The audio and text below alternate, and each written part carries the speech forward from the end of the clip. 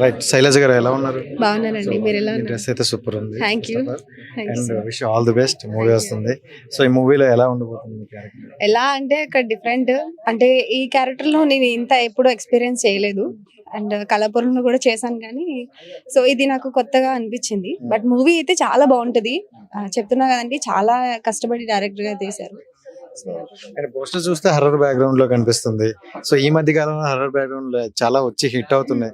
మరి దానికి బోర్ కొట్టకుండా డిఫరెంట్ గా ఏమైనా ఉంటుంది?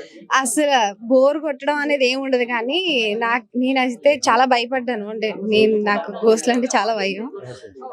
బోర్ అనేది కొట్టదు, ఎంజాయ్ చేస్తారు. ప్రతి మూమెంట్ ని కూడా ఎంజాయ్ చేస్తారని అయితే చెప్తాను నేను. అండ్ మీ బిఫోర్ మూవీలో చూసుకుంటే దానికన్నా ఇది కొంచెం డిఫరెంట్ గా అనిపిస్తుంది రోల్ కూడా అని విన్నాం.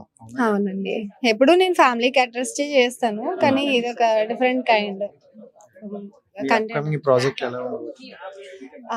నా యొక్క 2 మూవీస్ వస్తున్నాయండి. న్యూ అనే ప్రాజెక్ట్ ఒకటి అయిపోయింది, అది రిలీజ్ కు ఉంది. And next OC.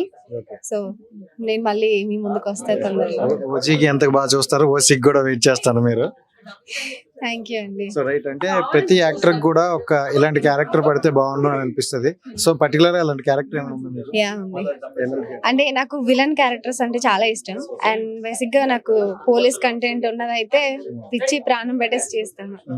అంతే ఇష్టం నాకు. Thank you so much and wish all the best. Thank you అండి. Thank you so much.